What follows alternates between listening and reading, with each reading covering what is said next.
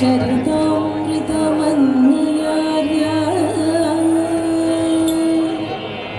पीत्वापि नैव सुहिता मनुजा भवेयुः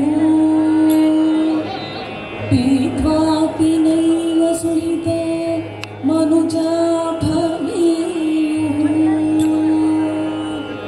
तं वेङ्कटाचलपतिरिव भक्तिसारं त्वं वेङ्कटाचलपतिरिव भक्तिसारं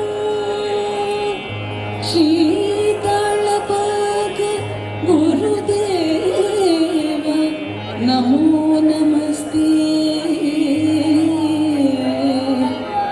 नमो नमस्ते.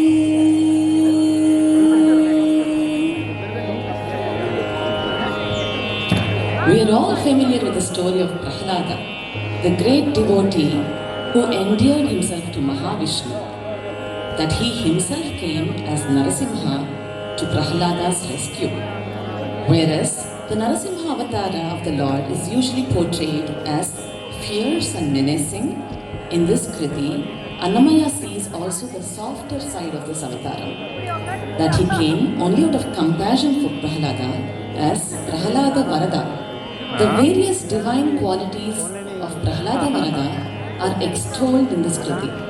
Starting with Ambujaksha, or the lotus-eyed one, the poet goes on to address him as Amita Gunakara, one having countless great qualities, Amrutamaya, the eternal, Pramadanka, the one who is delightful, Nitya Bahu Raviteja, brighter than countless suns, and many more. In this Kriti, aptly set to tune in the attractive Nagaswaravali Ragam and Khanda Chakutakam. Ambujaksha Namo.